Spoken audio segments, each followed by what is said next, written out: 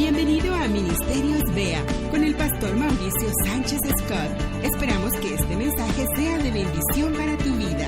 Para conocer más, visita nuestro sitio www.iglesiavea.com. Dios es un Dios constructor y Dios desea que aquello que nosotros construyamos permanezca. Que aquello que nosotros estamos edificando permanezca. Y Dios sabe cómo hacerlo. Para que nosotros, aquello que estemos edificando, permanezca ante el tiempo, ante las tormentas, ante los ataques de nuestros enemigos. Características de una buena construcción, de algo que ha sido bien edificado. Y todos estamos construyendo algo. Puedes estar construyendo una casa, un negocio, y nos interesa que estén bien fundamentados, sobre todo ahora que hay tanto huracán y tanto temblor que se nos ponen a preocuparnos, ¿no es cierto? Pero hay cosas todavía más importantes, como una carrera, un futuro, un matrimonio, una familia, una vida. Todo eso se construye y de igual manera tiene que estar bien fundamentado para que pueda resistir el paso del tiempo, para que pueda resistir las tormentas de la vida y para que pueda resistir ataques precisos en contra de aquello que hemos levantado. Y tú puedes decir, yo ya he levantado una familia, yo ya tengo un negocio, ya tengo un hogar. Bueno, y está edificado, y está incluso edificado sobre la roca. Aún así hay cosas que necesita toda construcción. Una de ellas es que debe de ser renovada. Todo aquello que se construye con el tiempo debe de ser renovado. Los techos se deben de impermeabilizar. La casa sería muy bueno renovarla. Si no me quieren, pregúntenle a su esposo y va a ver que quiere cambiar la sala o quiere cambiar algo de la casa. Porque las cosas se empiezan a volver antiguas, empiezan a no funcionar como estaban funcionando. Así que se necesitan ser renovadas. Y sabiendo que estamos hablando de cuestiones espirituales, ¿cómo viene esa renovación? Porque no vamos a cambiar la sala, ni vamos a cambiar el papel tapiz, ni vamos a impermeabilizar. ¿Cómo se renuevan las cosas espirituales? La respuesta la tenemos en la palabra de Dios, Romanos 12:2, nos lo deja saber. Dice, no se amolden al mundo actual, sino sean transformados mediante la renovación de vuestra mente, de vuestro entendimiento. La manera de renovar, de volver a revisar los pilares, de hacer los ajustes necesarios para poder seguir edificando y que lo que esté edificado permanezca, es mediante la renovación de nuestro entendimiento, de nuestra mente. ¿Qué quiere decir esto? Cosas nuevas, ideas nuevas para momentos y etapas nuevas en nuestra vida. Nuevas ideas. Y Dios nos ha reunido en este día para introducir un nuevo concepto transformador en tu vida. Para que aquello que estés edificando pueda seguir creciendo a nuevas alturas y permanecer ante el tiempo, ante los ataques, ante las tormentas. Y esta serie nos ha confrontado con nuestra vida en la iglesia y nuestra vida fuera de la iglesia. ¿Cómo somos aquí y cómo somos allá? Porque aquí somos muy respetuosos, muy saludadores. No usamos groserías aquí. La iglesia es un lugar donde hasta las suegras sonríen, fíjense nomás. Alabamos a Dios, todo funciona de maravilla. Alabamos a Dios, levantamos nuestras manos y todo funciona bien para la iglesia. Dios de hecho ha bendecido a esta iglesia. Podemos ver la mano de Dios sobre Vea. La ha cuidado de ataques sistemáticos. Aquí en este lugar nos han clausurado más de 4 veces, sin ninguna razón. Personas que se han empeñado en clausurarnos simplemente por el hecho de ser cristianos y lo han expresado de esa manera. Lo han hecho saber. El problema que tenemos es que son cristianos. Dije, qué bueno que dijiste eso porque tenemos una promesa. No hay arma forjada en contra de la iglesia que pueda prevalecer. Y Dios nos ha hecho prevalecer.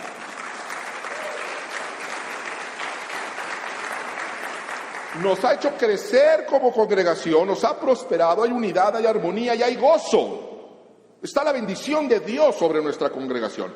Pero en casa la historia puede ser distinta. En casa puedes estar enfrentando división, tristeza, quebrantamiento, enfermedad. Hay un testimonio que me dijo una hermana que está sentada de este lado el domingo anterior, que me dijo que cuando viene aquí a la iglesia, sana aquí en la iglesia. Está aquí presente esta hermana, aquí está. Me dijo, sano cuando estoy aquí. Se me quita el dolor cuando estoy aquí. Me voy otra vez y dije, pues llévese la iglesia a su casa. Eso es lo que tenemos que hacer. Nos tenemos que llevar la iglesia a casa. ¿Por qué? Porque somos los mismos. Eso es lo que es extraño. Somos los mismos. Tú puedes decir, bueno, es que mis broncas, mis rollos, mis pecados. Bueno, tus broncas, tus rollos, tus pecados los traes aquí contigo, ¿no es cierto? Nosotros, de hecho, somos la iglesia. Cuando decimos que vemos el favor de Dios sobre Bea, no es sobre la construcción, es sobre nosotros mismos. Amén. Nos ha mantenido, nos ha sostenido, nos ha cuidado a nosotros. Pero salimos y en casa es otra historia. ¿Por qué si somos los mismos? ¿Cómo es posible que estemos en atmósferas diferentes si nosotros somos las mismas personas? Con los mismos defectos y los mismos pecados. La diferencia es que aquí hacemos cosas que en casa no hacemos. Aquí hacemos cosas que en casa no hacemos.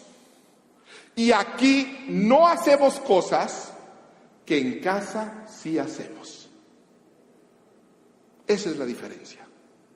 Debemos entender que la iglesia es un modelo que Dios dio. Es un modelo en el cual Dios se relaciona con la humanidad, con el hombre. La iglesia es un modelo de eso. Y ese modelo funciona en la iglesia, funciona en la casa, funciona en un matrimonio, funciona en una familia, funciona donde lo apliques.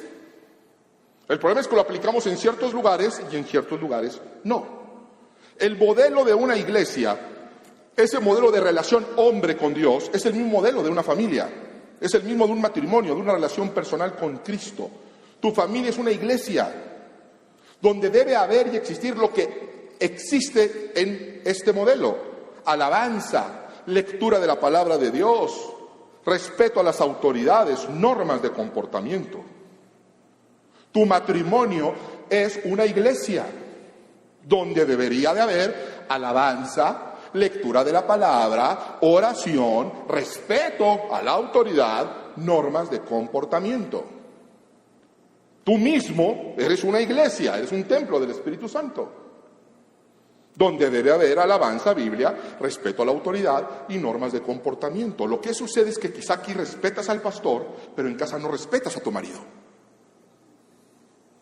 Lo que sucede es que aquí nuestros hijos obedecen a los sugieres y las instrucciones, pero en casa no respetan a sus pastores, que son sus padres. Vamos a imaginar esto. Imagínate que llegas el siguiente domingo. Llegas el siguiente domingo y lo primero que ves es que yo estoy sentado en un extremo del templo y la pastora está sentada en el otro extremo porque no nos dirigimos la palabra.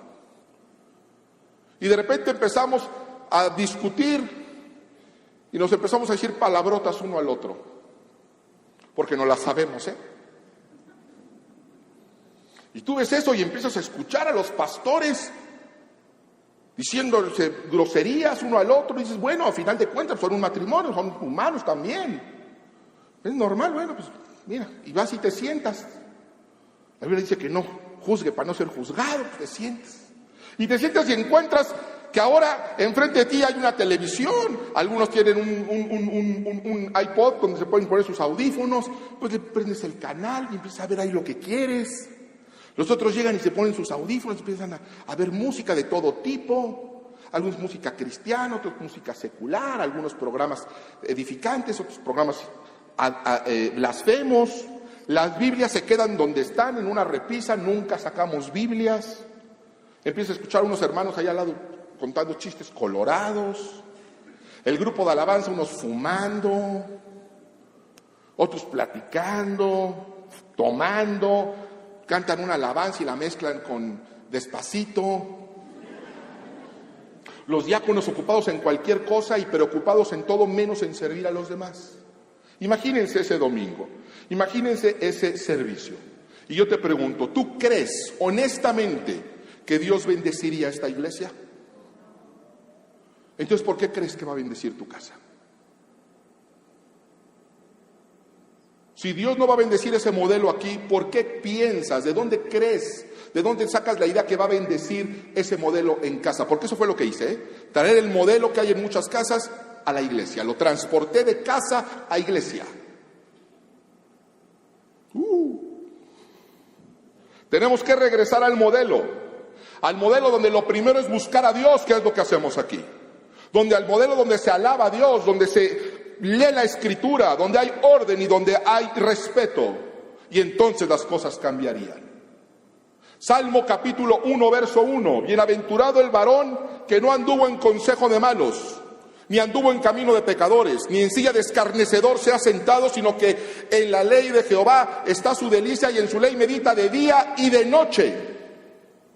Será como un árbol plantado que da su fruto a su tiempo y su hoja no cae, y todo lo que hace prosperará.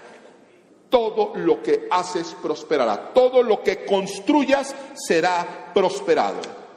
Dios nos ha dado el modelo, pero no lo seguimos. Y hay cosas tan evidentes en el modelo de iglesia y tan naturales para nosotros, pero que no somos capaces de aplicarlo en casa. ¿Qué hay en una iglesia? ¿Qué hacemos aquí que tú puedas aplicar en casa? Dime una cosa que estamos haciendo aquí que puedan aplicar en casa. Háblenme, por favor. Alabanza. Aquí venimos y alabamos. ¿Alabas en casa? Deberían. ¿Qué más? Oración. Hay un momento donde damos acción de gracias como iglesia. ¿Tienes esa acción de gracias en casa? ¿Hay esa alabanza? ¿Hay esa oración? ¿Qué más podemos hacer? ¿Qué estamos haciendo aquí que no estemos haciendo en casa?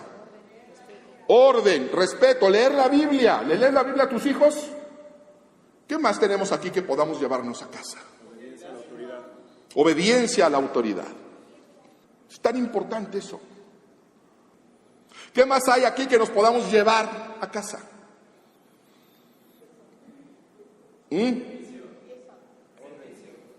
Servicio. El servicio. Es tan importante el servicio. Orden. Hay algo que no existe una sola iglesia, no existe un solo modelo de iglesia que no lo tenga y pase inadvertido para nosotros.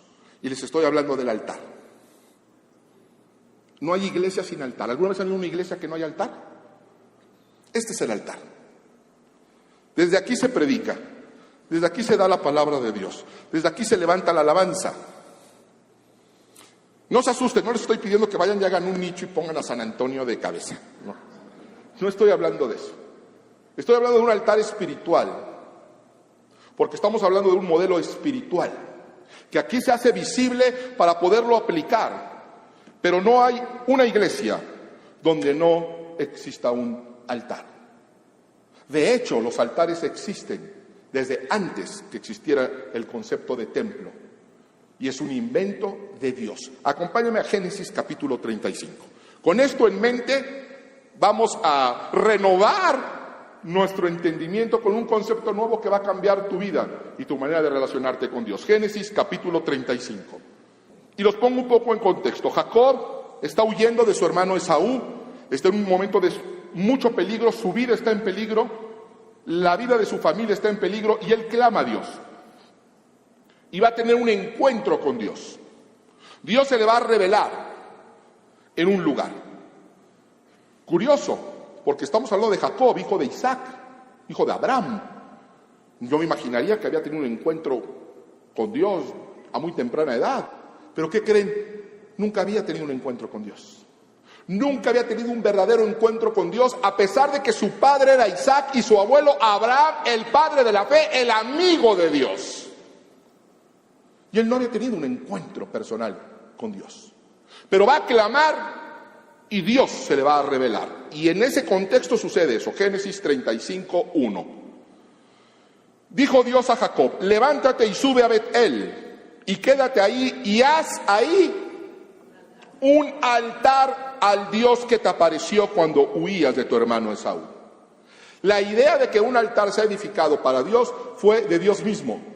Le dijo: levántate, ve y edifícame un altar. Edifícale un altar al Dios que te respondió en tu necesidad, al Dios que te respondió cuando estabas huyendo, lleno de temor de tu hermano Esaú, al Dios que te sostuvo cuando tu vida estaba en peligro. Entonces Jacob dijo a su familia y a todos los que con él estaban: quitad los dioses ajenos que hay entre vosotros y limpiaos y mudad vuestros vestidos. ¡Wow! El hijo de Isaac, el nieto de Abraham, el padre de la fe, el amigo de Dios, había idolatría en su casa. Había idolatría en su casa. Pero tiene un encuentro con Dios y Dios le dice: edifícame un altar. Y él hace y va y termina con la idolatría. Y levantémonos y subamos a Betel, y haré ahí altar al Dios que me respondió en el día de mi angustia, y ha estado conmigo en el camino que he andado. Así dieron a Jacob todos los dioses ajenos que había en poder de ellos, y los arcillos que estaban en sus orejas, y Jacob los escondió debajo de una encina que estaba junto a Siquem. Saltamos al versículo 7. Y edificó ahí un altar y llamó al lugar El Betel, porque ahí le había aparecido Dios cuando huía de su hermano. Entonces murió Débora, ama de Rebeca, y fue sepultada al pie de Betel, debajo de una encina, la cual fue llamada Alon Bakut. Apareció otra vez Dios a Jacob cuando había vuelto de Padán Aram y le bendijo. Y le dijo Dios: tu nombre es Jacob, no se llamará más tu nombre Jacob, sino Israel será tu nombre. Y llamó su nombre Israel. También le dijo Dios: yo soy el Dios omnipotente, crece y multiplícate. Una nación y conjunto de naciones procederán de ti, y reyes saldrán de tus lomos. La tierra que he dado a Abraham y a Isaac la daré a ti, y a tu descendencia después de ti daré la tierra. Y se fue de él Dios del lugar donde había hablado con él. Y Jacob erigió una señal en el lugar donde había hablado con él, una señal de piedra, y derramó sobre ella libación y echó sobre ella aceite. Y llamó Jacob el nombre de aquel lugar donde Dios había hablado con él, Bet-El. Jacob clama a Dios en un momento de angustia, un Dios del cual había escuchado hablar, un Dios del cual había sido adoctrinado, pero no conocía personalmente. Pero clamó a él y Dios se le va a revelar. Lo va a sustentar, lo va a respaldar, lo va a salvar y le va a dar una instrucción: ve y edifícame un altar. Edifica un altar porque quiero comunicarme contigo, y un altar es necesario. Es necesario ese altar. Y él obedece, acaba con la idolatría y edifica ese altar. Y después, vean la progresión de que edifica ese altar, le vienen las promesas de Dios. Dice: te voy a cambiar el nombre. Ya no te llamarás más Jacob, te llamarás Israel. Y va de ti saldrán naciones y conjuntos de naciones, y reyes habrá en tus generaciones. Recibirás la herencia de bendición de Abraham y de Isaac en ti. Pero esto se dio después de que hizo el altar donde podía tener comunicación con Dios. Porque Dios se comunica en altares. Dios se comunica en lugares especiales. Dios siempre se ha comunicado en un altar. Siempre. Pero no en el altar que tú tienes en tu mente. Juan va a tener una visión en el Apocalipsis, el último libro de la Biblia.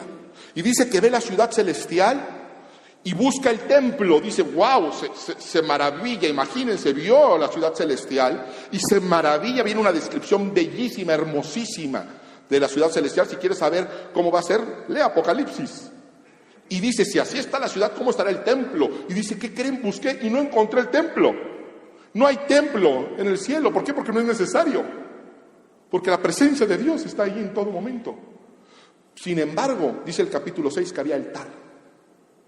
¿Y saben quiénes estaban en el altar? Las almas de los santos. No hay templo, pero hay altar. En el cielo, Apocalipsis. Vámonos al Génesis, al principio de todas las cosas. No se había edificado jamás un templo ahí. Sin embargo, piensen en lo siguiente. Vivían Adán y Eva en el paraíso, ¿no es cierto? Y toda la tierra en el paraíso. Pero dentro del paraíso había un lugar especial, el huerto del Edén, el jardín de Edén. La gente confunde el paraíso con el jardín de Edén.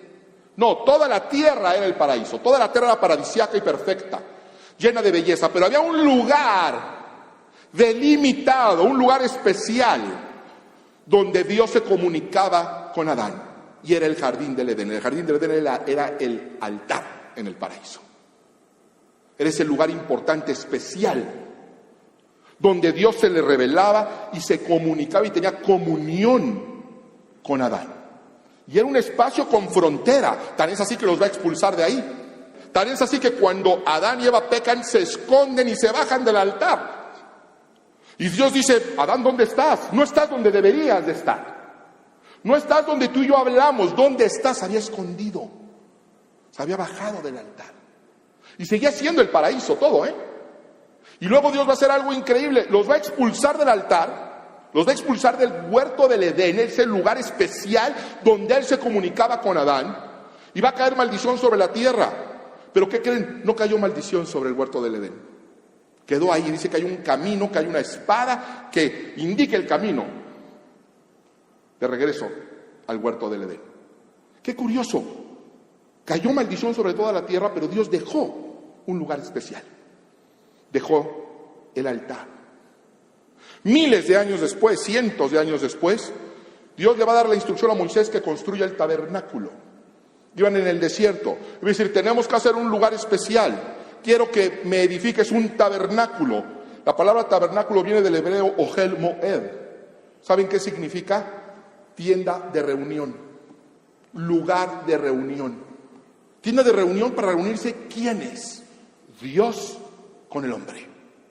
Para que Dios se manifestara y se revelara ahí, en un altar, en el tabernáculo, donde podía haber comunión entre lo divino y lo terreno. Y este tabernáculo sería prototipo del edificio permanente que le seguiría. Más tarde, David tuvo en su corazón, ahora sí, hacer un templo con un altar como nosotros lo conceptualizamos. Él no lo llevaría a cabo, pero Salomón sí. Y cuando por fin estuvo ese altar construido en un templo, Dios le hace saber al hombre que sin embargo el Altísimo no habita en casas construidas por manos humanas. Hechos capítulo 7. Pablo hablaría en 2 de Corintios 5 de un edificio no hecho de manos humanas. Y en 1 de Corintios 3:16 diría con toda claridad que nosotros somos el templo del Espíritu Santo, donde Dios quiere habitar ahí. Y en todo templo siempre ha habido un altar. Y donde exista un altar consagrado a Dios, estará la voz de Dios. En todo lugar donde exista un altar consagrado a Dios, exclusivo para Dios, estará la voz de Dios. Él quiere vivir en ti. Y todos estos altares no han sido más que metáforas del verdadero altar que Dios quiere. Y es el altar que debe de estar en tu corazón. Es posible. ¿Hace cuánto te encontraste con Dios? ¿Cuántos años llevas de que Dios se te reveló y ya le construiste un altar? Dios dice: constrúyeme un altar, porque Dios es el mismo ayer, hoy y por los siglos. Y la instrucción de Jacob es la misma instrucción a nosotros: constrúyeme un altar. Vamos a hacer un huerto del Edén, vamos a hacer un tabernáculo, vamos a hacer un templo en tu corazón, donde desde el altar pueda comunicar mi palabra, pueda comunicarte mi palabra de una manera íntima. Pero necesito ese altar, necesito ese lugar exclusivo para mí, dice Dios, consagrado para mí. Por eso tenemos que entender que es un altar. Y la palabra altar viene del latín altare, que lo único que significa es más alto. Más alto. No es que un altar es el lugar de una iglesia, no. Un altar es el lugar más alto. Dios dice: yo quiero un lugar en tu corazón. Pero no cualquier lugar. Quiero el lugar más alto. Quiero el lugar más alto. Que lo más importante sea Dios. Abrir ese espacio. Jacob quitó la idolatría. Lo mismo debes de hacer tú. Porque si hay algo más importante en tu vida que Dios, eso es idolatría. No puede haber algo más importante que Dios en tu vida. Y nosotros hemos puesto muchísimas cosas en nuestro corazón primero que Dios. Jacob quitó la idolatría y nosotros debemos de hacer lo mismo. Cualquier cosa en tu corazón más importante que Dios es idolatría. Y no se necesita ser perfectos para darle el lugar más alto a Dios. Por eso usé a Jacob de ejemplo. Y tú me puedes decir: bueno, sí, Jacob. Pero Jacob quizá podía dar su corazón. Jacob podía dar ese lugar en su corazón donde podía recurrir, ese lugar que santifique, que aparte, que no deje que la angustia, que el pecado lo ensucie. Por eso dice la Escritura en Proverbios que sobre toda cosa guardada guardes tu corazón, porque de él mana la vida. Así que tenemos que cuidar el altar. Nosotros lo hacemos aquí en la iglesia con el altar. Yo soy muy delicado con el altar. Pregúntenle al líder de alabanza y a los músicos. Le digo, a mí no me anden subiendo sus vasitos, ni sus yogures, ni sus mochilas. Ni me dejen sus estuches de sus instrumentos. Y no porque piense que la alfombra está bendita, está ungida, sino por lo que el altar representa. Representa ese lugar íntimo consagrado a Dios, desde el cual Dios se va a revelar. Así que procuramos mantenerlo limpio, mantenerlo ordenado, mantenerlo lo mejor que se pueda. Lo mismo tenemos que hacer con nuestro corazón. Y tú me puedes decir, es que Dios a mí no me habla. ¿Ya le has construido un altar? A mí Dios no me habla. ¿Ya has construido un altar? Porque Dios habla desde los altares. Y dices, quizá no le hemos entregado eso a Dios porque nuestra idea de santidad, de consagración, nos queda muy grande y nos da vergüenza, porque puedes ir con estas cadenas, con estas adicciones, con estos problemas, con este pecado. ¿Cómo voy yo a tener algo puro, santo en mi corazón para Dios? Y por eso Dios nos muestra la historia de Jacob. Y tú puedes decir, sí, pastor, pero es Jacob, al final de cuentas sí, era malandrín, era tramposo, era manipulador, engañador, usurpador. Pero su papá era Isaac. Su abuelo era Abraham. Yo vengo de familia de alcohólicos. Yo vengo de familia de golpeadores. Vengo de una familia violenta. Vengo de una familia que venimos arrastrando enfermedades mentales, de incrédulos, de desleales, de infieles. Permíteme mostrarte otro ejemplo. Jueces capítulo 6, versículo 1 al 24. Los hijos de Israel hicieron lo malo ante los ojos de Jehová, y Jehová los entregó en manos de Madián por 7 años. Aquí empezó la situación y aquí empieza el problema. Los hijos de Israel hicieron ¿qué? Lo malo ante los ojos de Jehová, y Jehová los entregó en manos de Madián, de los madianitas, por 7 años. Y la mano de Madián prevaleció contra Israel. Y los hijos de Israel, por causa de los madianitas, se hicieron cuevas en los montes y cavernas y lugares fortificados. Pues sucedía que cuando Israel había sembrado, subían los madianitas y amalecitas, y los hijos del oriente contra ellos subían y los atacaban. Y acampando contra ellos destruían los frutos de la tierra hasta llegar a Gaza, y no dejaban que comer en Israel ni ovejas, ni bueyes, ni asnos, porque subían ellos y sus ganados, y venían con sus tiendas en grande multitud, como langostas. Ellos y sus camellos eran innumerables. Así venían a la tierra para devastarla. De este modo empobrecía a Israel en gran manera por causa de Madián, y los hijos de Israel clamaron a Jehová. Yo no sé si tú te has sentido así en alguna ocasión. Que el mal prevalece contra ti. Que vas perdiendo terreno. Los israelitas, dice, se iban empobreciendo en gran manera. Perdieron sus granjas, perdieron sus terrenos, se tuvieron que ir a vivir a las cuevas. Imagínense, como hombres de la época de las cavernas, se tuvieron que ir a las cuevas a vivir por el miedo, porque los devoraban, eran como langostas. Los madianitas. La culpa no la tenían los madianitas. La culpa era que se habían alejado de Dios y habían hecho lo malo. Versículo 1, ¿recuerdan? Porque nosotros a veces le decimos que la culpa es el gobierno. No, la culpa es de mi pareja, la culpa es de fulanito, la culpa es de sutanito. Si el mal está prevaleciendo en contra de ti, es muy probable que la culpa sea tuya. Que estés haciendo lo malo delante de Dios, que te hayas bajado del altar. Pero hicieron algo, clamaron a Jehová. Clamaron a Jehová a causa de los madianitas. ¿Y qué hizo Jehová? Jehová envió a los hijos de Israel un varón profeta, el cual les dijo: yo os hice salir de Egipto y os saqué de la casa de servidumbre. Os libré de mano de los egipcios y de mano de todos los que os afligieron, a los cuales eché de delante de vosotros. Y os di su tierra y os dije: yo soy Jehová vuestro Dios. No temáis a los dioses de los amorreos, en cuya tierra habitáis, pero no habéis obedecido mi voz. ha prevalecido lo malo en tu vida, llevas una mala racha de años, ha venido pobreza, quebrantamiento, te sientes intimidado, las problemáticas te sobrepasan. Así estaba la nación de Israel. Y el origen, dejaron de escuchar a Dios. No fueron los madianitas, no era el gobierno, no era la crisis, no era la inflación. Habían dejado de escuchar a Dios. Destruyeron el altar, pero clamaron. Jeremías 33:3 dice: clama a mí y yo te responderé. Así que clamaron. ¿Y qué sucede? Verso 11. Y vino el ángel de Jehová y se sentó debajo de la encina que está en Ofra, la cual era de Joás Abieserita, y su hijo Gedeón estaba sacudiendo el trigo en el lagar para esconderlo de los madianitas. Esto es importante. Este hombre, Gedeón, estaba escondido, con miedo, temeroso, disminuido, y sacudiendo el trigo para comer en un lagar. Un lagar era un tipo de cisterna, es donde se pisaban las uvas.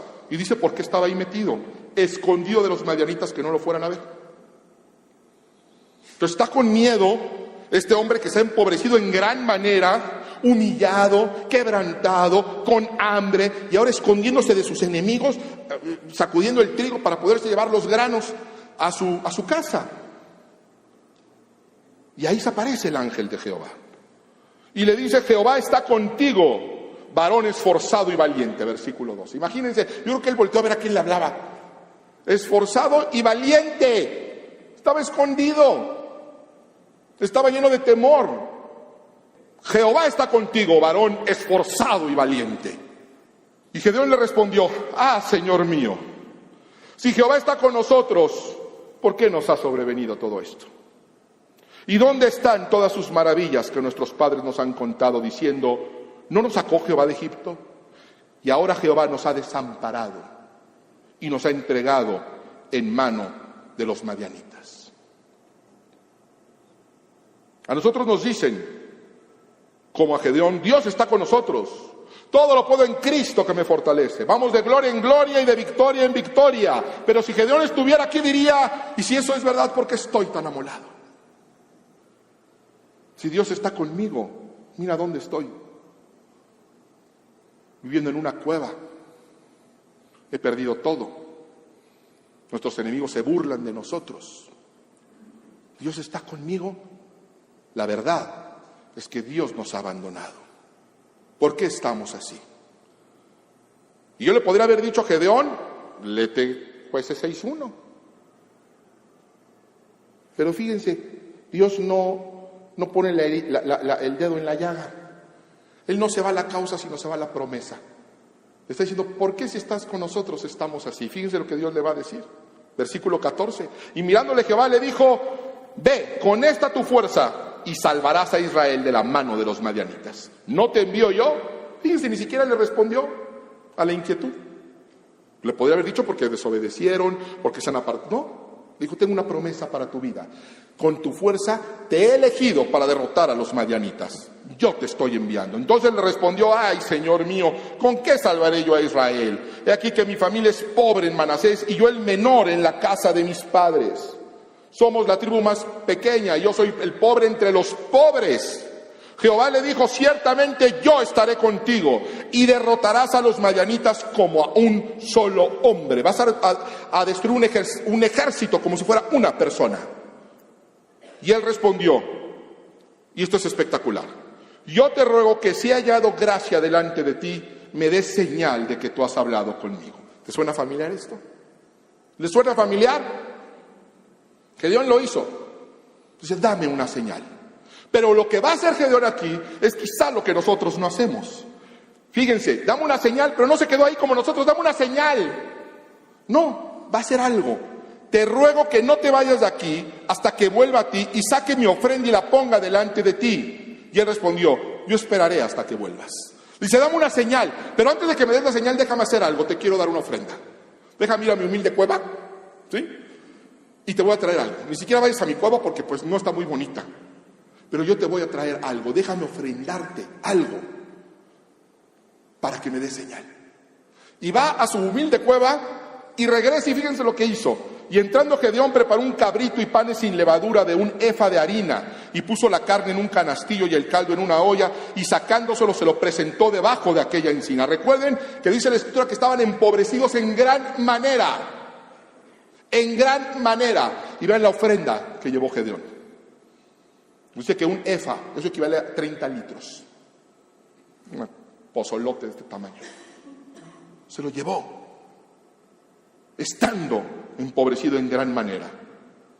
Entonces el ángel de Dios le dijo: toma la carne y los panes sin levadura y ponlo sobre esta peña y vierte el caldo. Y él lo hizo así. Y extendiendo el ángel de Jehová el báculo que tenía en su mano, tocó con la punta la carne y los panes sin levadura, y subió fuego de la peña, el cual consumió la carne y los panes sin levadura. Y el ángel de Jehová desapareció de su vista.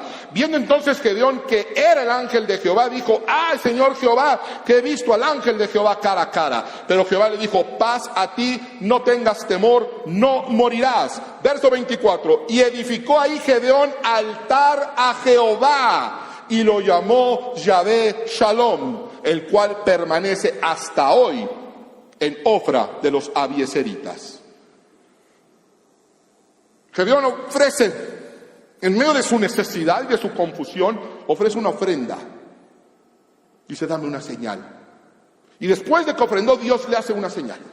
Dice: wow, estoy hablando con Dios, estoy realmente hablando con Dios. Las promesas de Dios son fieles y verdaderas. Dice: no voy a morir, dice: no voy a morir, y Dios me va a usar para derrotar a los madianitas. ¿Y qué hizo? Construyó un altar. Dice: aquí me voy a comunicar yo con Dios de ahora en adelante. Y le puso nombre, Yahvé Shalom, Dios de paz, o Dios da paz. Jueces 6:25.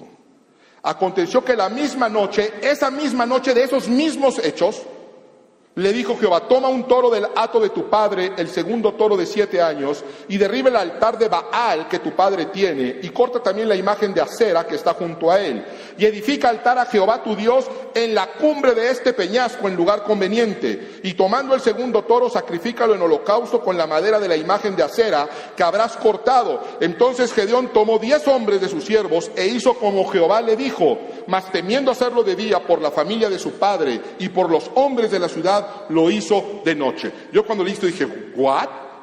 O sea, el papá de Gedeón había construido altares también, pero no a Jehová, sino a Baal y a Acera, abominación a Dios. Así que Gedeón hace su altarcito, y al lado hay un altar que edificó su padre a Baal y a Acera. Y Dios le dice: toma eso, destrúyelo y edifícame con esas ruinas un altar propicio, donde yo me voy a revelar a ustedes. Un altar aún más conveniente. Qué difícil tarea. Qué difícil tarea meterse en problemas con el pueblo que adoraba a los Baales. Qué difícil tarea destruir el altar del Padre. Pero lo hizo. Pero lo hizo. No tengo que decirles que tuvo una gran victoria. Podría continuar la historia. Tuvo una gran victoria. Pero eso será tema para otro sermón. Yo quiero llamar tu atención a un hecho, a una realidad, a una progresión espiritual. Este hombre estaba quebrantado, quizá como alguien aquí. Estaba empobrecido, quizá como alguien aquí. Y clamó como alguien aquí está clamando. Pero presentó ofrenda y construyó un altar. Y ahí es donde yo sí pregunto: ¿hay alguien aquí que está ofrendando y construyendo un altar a Dios? Un altar espiritual. Y lo interesante de este caso es que Gedeón tuvo que construir este primer altar junto a altares de idolatría, junto a altares de fornicación, en medio de altares de inmundicia, de pecado, de adicciones, de enfermedades generacionales. Él construyó su altarcito en medio de toda esa inmundicia. En medio de toda esa inmundicia, él construyó un altar. El punto es el siguiente: no esperes a estar libre de tantos altares de inmundicia que hay a tu alrededor para edificar altar a Dios. Dios sabe que esos altares están ahí, en tu casa, en tu familia, en tu árbol genealógico y en tu corazón. Y eso te ha impedido construir un altar puro y santo y consagrado. Pero Dios mostró en esta historia una realidad. Nos muestra con Jacob y con Gedeón que ellos no eran dignos de Dios, no eran buenos, pero Dios es bueno y Dios es digno. Y Él dice, haz un altar. Y si tú construyes un altar para tener comunión conmigo, ese primer altar que tú hagas, yo te daré la autoridad para destruir todos los demás altares, incluso generacionales. Cuando tú me construyas el primer altar en tu corazón, entonces yo te voy a dar la autoridad de destruir los altares que tu familia ha construido, de construir los altares a tu alrededor de inmundicia, de fornicación, de pecado, de pornografía, de violencia familiar, de adicciones. Pero constrúyeme el primer altar y yo te daré autoridad para destruir todos los demás altares. Y yo me revelaré y te diré, yo soy el Dios todopoderoso, el Dios que todo lo puede, el Dios que cura cáncer, el Dios que cambia el luto en baile, el Dios que trae el shalom, la paz que sobrepasa todo entendimiento, que trae una atmósfera donde no hay preocupación, donde no hace falta nada y donde nada esté roto. Dios te dice, hoy quiero tener una relación íntima contigo. Pero tu problema es que has puesto en el altar a alguien que no soy yo. Y es ese alguien que te ha llevado a la tristeza, a la depresión, a la equivocación, al quebrantamiento. Porque has puesto a alguien en el lugar más alto. Y ese lugar me corresponde a mí, dice el Señor. Yo quiero tener una relación íntima, yo te amo con amor eterno. Pero soy santo, soy fiel. Yo nunca te voy a abandonar, siempre te voy a sustentar. Nunca te voy a fallar. Pero Dios es un caballero. Y te dice, yo no quiero relaciones de ocasión. Si quieres tener una relación conmigo, me vas a tener que llevar al altar.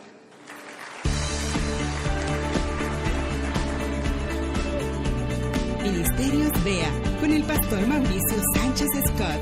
Para conocer más, visita nuestro sitio www.iglesiabea.com. Gracias por escucharnos.